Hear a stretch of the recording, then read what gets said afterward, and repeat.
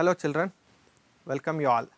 Hope so all of you are fit and fine. You know that outside the pandemic is going on, so don't go outside unless and until it is absolutely necessary for you. Sit back. For the children's sake, DSCRT Bangalore and with the collaboration of Department of Education has brought the school to your doorstep itself. Hence, please sit back and watch the lessons. Okay, today's topic for you is Bhakti cult and Sufi heritage. Children, today I am going to drone you into the world of Bhakti. Are you all ready? Yes, you are all ready. Have some writing materials with you. Children, we have a tradition of starting our class with one of the activity. So, I have given you this activity now. Do you know children who is known as Kabir of Karnataka? Okay, can you answer for this? So, the answer is Shishunala Sharifa is the first Kannada Muslim mystic poet. He is known as Kabir of Karnataka. Do you understand it now? See, one more activity. This activity's name is What is Happening activity. So, all of you might have seen such kind of incidents in your life. Let us see what is going to happen now. See, what happened now? See, a bullock cart was passing on. So, at the right time the cat was there, no, it crossed the pathway of that bullock cart. Then the bullock cart has stopped and they did not move further. Why? Why is it happen? So, in today's time also we have seen it. Whenever we are moving on the road, if any cat, if it crosses the road, we will stop it and then we will proceed. Do we have any scientific evidence for this? Yes, certainly we have. See, during olden time the people used to travel by bullock carts, as you have seen here. So, these bulls, they used to scare because of such kind of wild cats. During olden times the wild cats are more in the forest. So, during that time if they are passing on the road, if it is our forest path, they used to stop the vehicle whenever the wild cat crosses the road.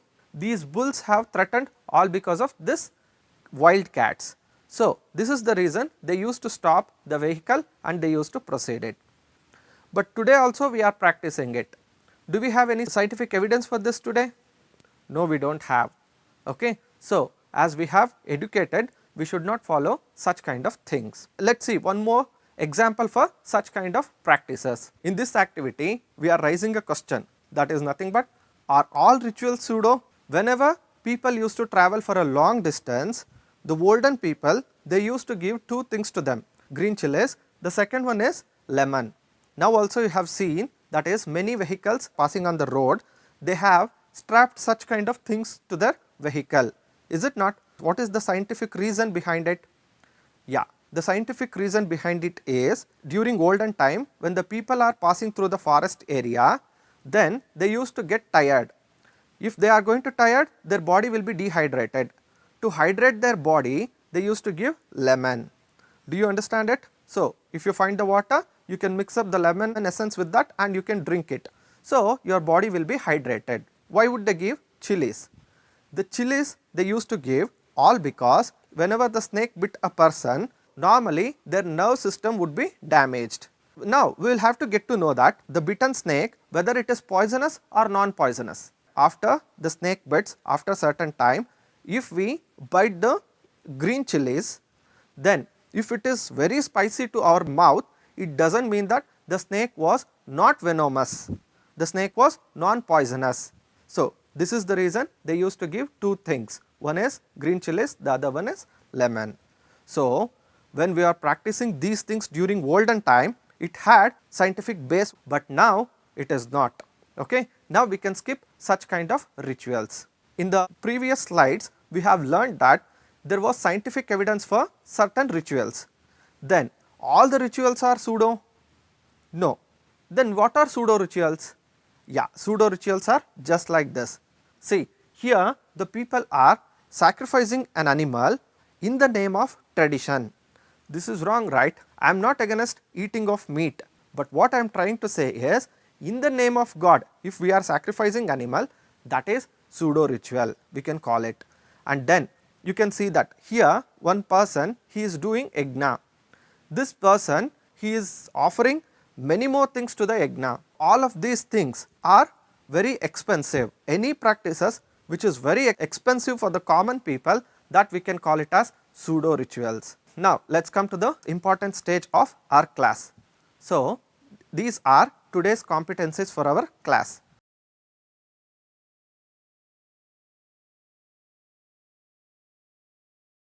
These things we are going to learn today. Okay, shall we begin now? Let us see the introduction of this lesson. So, today what we are emphasizing here is the cult of Bhakti. In South, Alvars and Dasas created social awakening through Bhakti cult. What is Bhakti? Before the completion of this chapter, you will get to know what is the meaning of Bhakti. Let us understand the meaning and prominent personalities of Bhakti cult. We have already seen in competences. Once again, let us go through. In South India, Andal, Akkamahadevi, Kanakadasa, Purandaradasa and Shishunala Sharif are introduced in this lesson. Are we just going to learn about them? So, many literary works have been given by these people, that also we are going to learn today. Next one is pseudo rituals. Once again, we are discussing about pseudo rituals only. So, the first one is Indian society is inclusive of many cultures. Here we can see different kind of cultures. So, only India is called as diversified country, is it not? Okay. In this society, in India kind of society, caste system, superstitious and pseudo rituals were deep rooted. This is common in every society, but in India kind of society, this is very common. This we see it in our day to day life even today, is it not? Okay. So, this was believed that the attaining moksha or salvation for the common person was impossible. Why is it impossible? The common person, just like me and you, we cannot get moksha. In easy words, if you want to understand what is moksha, that is nothing but seeking attention of God. That itself is moksha. They used to say it in back in times, but not now. Now, we have seen Bhakti cult and they have enlightened us. During medieval history of India, they have created certain kind of impression on us that the common people were not eligible for such destiny. That is, common people cannot get moksha only. Why is that? Because they do not know religious practices. If we follow the practices, then only we will get salvation or moksha. But it was the high time during that, these Bhakti people have entered. Bhakti cult and Sufi tradition people, they are called reformers during that time. What have they reformed? Let us see one by one. This we have discussed already. What is the meaning of Bhakti cult? Cult is nothing but a group. What is Bhakti group? Let us see what is the answer for that. Two things we can emphasize here. The first one is global brotherhood or universal brotherhoodness. So, those who are dwelling, those who are living all around us, they are all our brothers only, as well as sisters too. Okay? So, they taught Bhakti is the best way to attain moksha. What is Bhakti? Not to harm any person, not to discriminate any person, not to having any kind of bias over some other person. This is all Bhakti only. Bhakti is not only worshipping the God is just a part of it, but the true Bhakti is that not to harm anyone and not to say any kind of malicious things about anyone. That is called Bhakti. Those who are following Bhakti, they are called Bhakti cults. This word Bhakti, from where does it derived? It was derived from a Sanskrit word called Bhuj. The meaning of Bhuj is nothing but knowledge. Okay? If you have a knowledge, that is nothing but you have Bhakti. Okay? Do you understand it? Very clear, is it not? Gist of Bhakti cult. So, Bhakti cult condemned discrimination. Discrimination, that is, that is my level is very high, the other one is very low. Such kind of discriminations are there, no? That is class society that these people have opposed. It preached equality. The preaching equality is nothing but all are same. They have preached that those who are born on the earth, all are same. Next one is the saints of Bhakti cult opposed and condemned the superstitious practices. Earlier we have already discussed about that, the superstitious practices. Okay? Those kind of unscientific practices are bad. Okay? Do you understand? So, they have condemned such kind of superstitious practices. They undertook the task of uniting the hearts of people. The people were just broke into two religions during that time, that is Hindu, Muslim and all that. They have undertook the task of united the people under Bhakti. We have a list of the people who comes under Bhakti. So, out of that Andal tops the list. Okay. Let us see about her early life and how did she grow to the level of God. Let us see all of that. Andal is one among the 12 Alvars. In Tamil Nadu, they are worshipping 12 Alvars. So, Andal is one among them. These Alvars are Vishnu devotees. Okay. And she was an adopted daughter of Vishnu Chitta.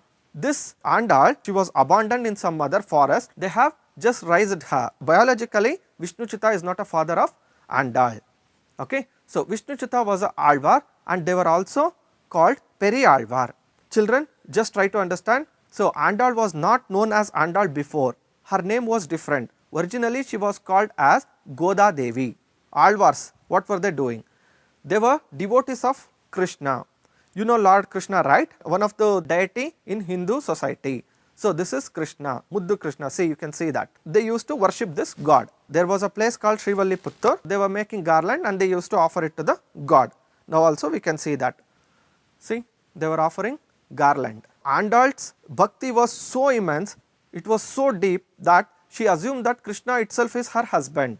Her literary work is called Tiruppamai. She dedicated it to the god only. Now also we can see that in Tamil Nadu, Tiruppamai Vrata, they observe Tiruppamai Vrata even now. So, during that time they used to read that book what she has written during that time, Tiruppamai. Clear? See, that is Tiruppamai Vrata, it will be just like this. There is a legend related to Andal. Now, I would like to say you that. See, one fine day she was worshipping a god and we have already known that they used to make the garlands of flowers and they used to offer it to the god. On that day her bhakti has reached to the pinnacle and what did she do? See, she prepared the garland and later on instead of wearing it to the god, she wore it to herself. This was observed by their parents and they entered to that puja room and they have asked why is she doing like that. She did not say any answer to that. She became very mum and later on they have prepared the new garland and they have offered it to the god. But the miracle happened here is, you know, the garland, the flower garland, it will be having some fragrances, right? But the garland which made by these people, that is parents of Andal, it did not have any kind of fragrance. Do you understand? So, the new garland did not have any fragrance only. The parents were amused by that, they did not get any answer for this phenomenon. On that day he went to sleep.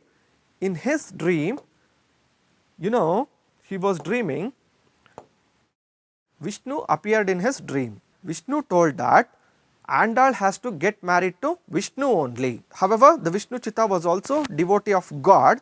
He followed the same what the Vishnu told him in dreams.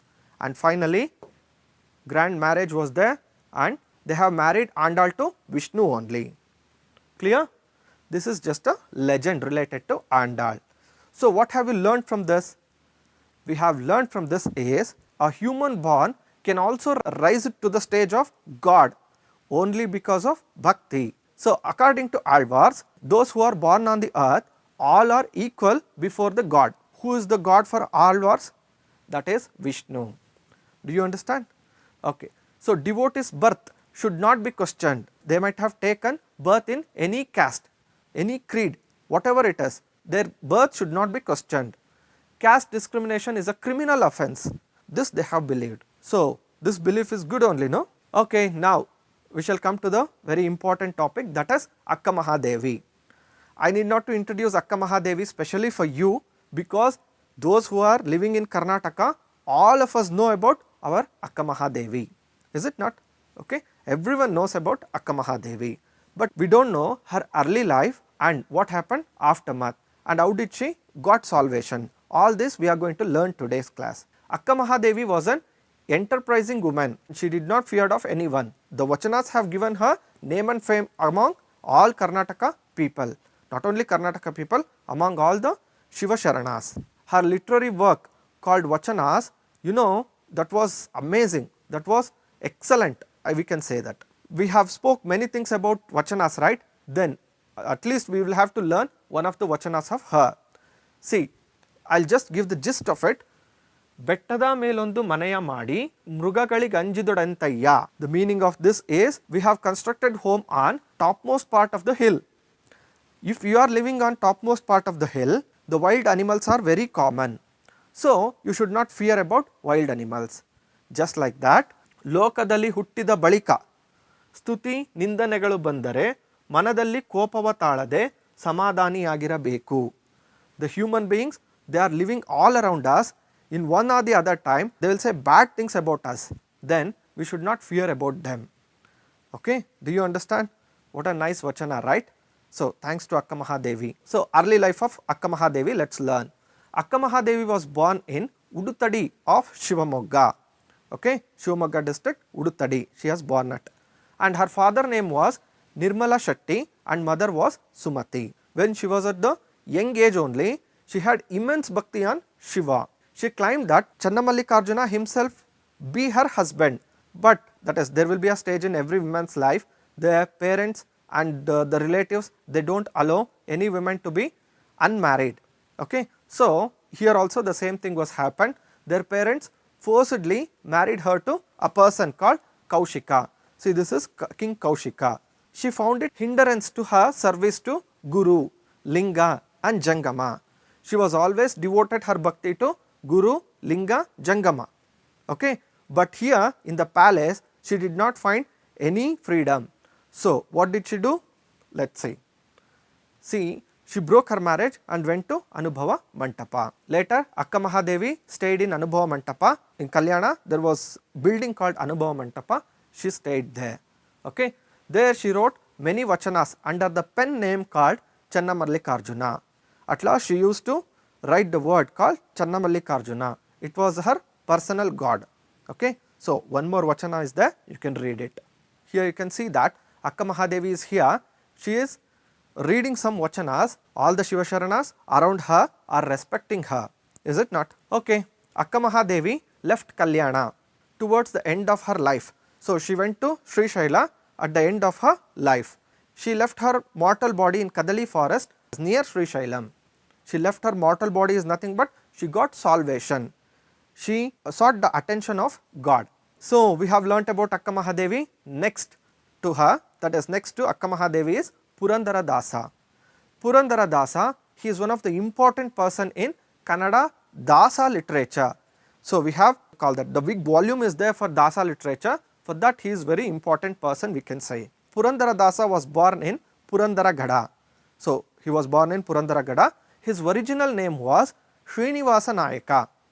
His father was Varadappa Nayaka and mother was Leelavati. Okay, this is just a illustration pic, you can see that. So he got married. His wife's name is Lakshmi Bai. She was a religious woman. She was very kind. Okay, and Srinivasa Nayaka was, he was very miser, stingy person and atheist. Atheist is that who doesn't have belief on God. Okay, later he distributed all his wealth to the needy people and spent rest of his life in thought of God. Okay, what made greedy Srinivasa Nayaka to renounce the world? Let's see a puppet story. Okay. Oh, master, my master, please give me something to eat. I am so much hungry. Just begone. Work somewhere and earn your food. Oh, merciful lady, give me something to eat. I am so much hungry. Oh, poor one, please take my nose ring and quench your hunger anywhere. God bless you, lady. Keep this golden nose ring with you. At least now, give me something to eat. I am so much hungry. Oh, this is my wife's nose ring only. Lakshmi Bai, Lakshmi Bai, where is your nose ring which I got you in the previous month? Sorry, Deva, that poor person was so hungry, so I just gave it to him only. Oh, you gave that nose ring to that beggar? You did not ask me a word. You have no rights to stay at my home. Just begone from here. Don't show your face to me again. If my Deva sent me away from his home, I can't live anywhere in this world. Better I end my life. Oh, what is this? My nose ring is in this glass only? Oh, Deva, take my nose ring. It was there in kitchen only. How could this be possible? He was not a beggar at all. He must be a god who came to teach me a lesson. Since that incident, he deeply started to think about God and donated all his property to the poor and went in search of God by singing kirtanas. Srinivasa Nayaka to Purandara Dasa. His name was Srinivasa Nayaka, right? Then how did he become Purandara Dasa? Here is the answer. He was singing Kirtana and he travelled different parts of Karnataka. At last, Srinivasa Nayaka reached Krishna Devaraya's court. Krishna Devaraya patronaged this Srinivasa Nayaka. There, Vyasaraya gave him Diksha and called him as Purandara. Do you understand it now? So, earlier he was Srinivasa Nayaka. Vyasaraya gave him a name called Purandara. Later, he became famous like Purandara Dasa. So, qualities imbibed in his Kirtanas. So, that is Purandara Dasas. We can see humanness in his song. Humanness is nothing but compassion towards the human we can see. He condemned the caste system. Caste system was so rigid during that time, so he condemned it. We also see the combination of philosophy, moral and musical qualities in his songs. Okay? All these were there in his Kirtanas. Here is the famous Kirtana of Purandara Dasa. Lolalotte Yella Lolalotte, Ane Kudure Vante Lolalotte, Bahusene Bandaravu Lolalotte. So, this is, we can call it as sixth sense, we can call it as something else, telepathy or whatever it is. As he made this literary work, after very few years, the big dynasty, the magnificent dynasty called Vijayanagara dynasty has burnt into ashes. Maybe he knew that before only, so only he has written like this. Titles of Purandara Dasa. Purandara Dasa has given a title by his guru. So, what was that? Purandara Dasa is a ultimate as a Dasa. It was given by Vyasaraya. Vyasaraya is his guru and he is also known as Karnataka Sangeetada Pitamaha.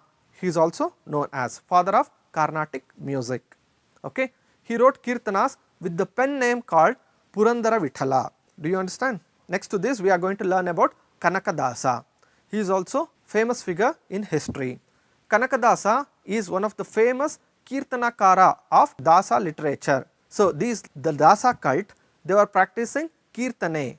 Okay, they were singing Kirtanes. So, among those he is also very famous.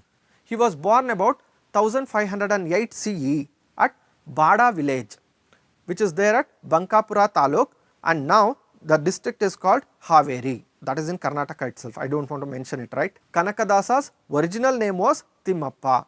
Birappa and Bachama were his parents. Okay, fine. So, all of you have seen the famous picture just like I have shown you before, but you know what, this Kanakadasa was a warrior too. Once he was a warrior, he looked like this. He was a warrior and also a poet. So, he was a Nayaka for more than 78 villages around of his village. There is a legend, it says that when Kanakadasa was constructing the home, they have got pot full of gold, so only named after Kanakadasa. Okay? So, earlier he was known as Kanakanayaka and later he was called as Kanakadasa. Kanakadasa renounced the worldly things and became disciple of Vyasaraya. See, once again some unforeseen events has happened, and so that this Kanakadasa, he renounced the world, the worldly pleasures he renounced and he became Dasa. Later he came to known as Kanakadasa. From Kanakanayaka to Kanakadasa he became as. He has composed many Kirtanas with the pen name called Adikeshava. His last word in his Kirtanas, we can see it as Adikeshava. Adikeshava, who is Adikeshava? See, here you can see the picture. Adikeshava was his personal god. And then, so contributions of Kanakadasa, we can see that. See, he criticized the superstitious practices of society, okay, and he preached the simple path of attaining moksha, how to seek the attention of God. He also criticized caste system. All these are contributions of Kanakadasa. Okay, there is a famous story called Kanakana Kindi. All of you would be knowing it. There is a famous Rajkumar movie is there and a famous song is also there. That is, a priest of Udupi temple stopped Kanakadasa to enter into the shrine. But Kanakadasa went behind of that temple and he started singing Kirtanas towards God. So, God was very much pleased. What happened? All of this we can see through the animation. Can we see that? See, this is known as Kanakana Kindi. God turned towards him to give him darshana. God turns towards him only, and that wall was there, no, that has broken into pieces. Now let us see that Kanakadasa is singing a song. He is coming towards the temple. You know what happened? Priesthood person came and he stopped Kanakadasa. he told that Kanakadasa should not enter into the temple. Then Kanakadasa went behind of the temple and he was singing song. Which song was that? Bagilanu teredu seveyanu kodu hariye kugidaru dani kelalillave. What happened after? See, so the wall has, that is temple wall has broken and God appeared there, okay, to give darshana to Kanakadasa only. Did you like that? Yes, it was so nice, right? Okay. Kanakadasa's literary work, he has written so many books you can go through. So this we can see at Bhada, the district where he was born. In his own village town we can see this sculpture. Let us move on for the next Bhakti cult person, that is Shishunala Sharifa. He is the first Kannada Muslim mystic poet. Mystic poet is nothing but he is very different than other people. He is known as Kabir of Karnataka. See, Shishunala Sharifa looked like this. Okay, he was born in 1819 CE at Shishunala. Shishunala is a place where he was born. His parents were Imam Saab and mother Hajima. He studied both Hindu and Islamic religion in his childhood. Children, just try to understand this. This is not given in your textbook. Imam Saab, his father, that is Shishunala's father was there, no? He has taught him to be religiously tolerant. He only supported him to study Hindu and Islamic religion in his childhood. So, he is a good father. Shishunala Sharifa has proven a good son. Later, he passed his Mulki exams and served as a teacher for some times. It is very proud to me because he is a teacher now. And there is a legend associated with Shishunala Sharifa. Let us see through the animation. Once, his Shishunala's guru Govinda Bhatta, he was going on a way. In that way, there was the spikes were there, thorns were there. So, he passed through because he was wearing this slippers, that is Paduke. Later, he thought to examine his disciples. So, he threw his Padukes this side and you know what happened next? See, he threw his Padukes and he asked every disciple to wear it and come through. But all the disciples they are very amused and they told that they will never wear their Guru's Padukes at all. But during that time, you know, Shishunala Sharifa came forward and he worn that Padukes and then he crossed over. It shows to Guru Govinda Bhatta that, you know, Shishunala Sharifa is not like any other person. Govinda Bhatta gave Diksha to him. So, Shishunala Sharifa wrote Tattvapadas after getting Diksha from Guru Govinda Bhatta. In his poem, one can find Rivayat, that is Muharram words. Among those songs, Kalagapada, Dharmika Niti Pada, Alive Pada and Sawal Jawab Pada are very famous. Those who are learning Kannada literature, they will get to know about this, but with the help of your parents and teacher, even you can go through this literature. Shishunala Sharifa's grave, see this is the original picture of Shishunala Sharifa's grave which is still there in Shishunala.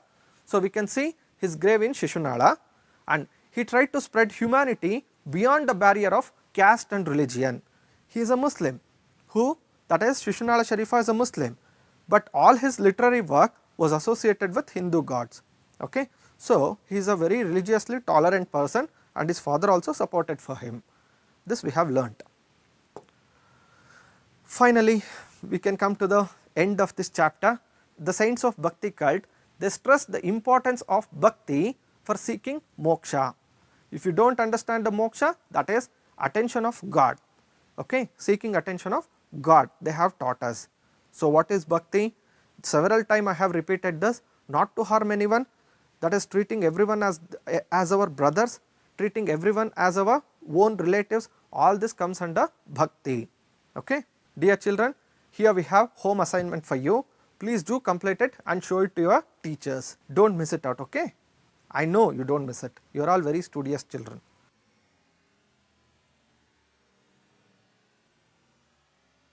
Okay, finally I can give you one activity.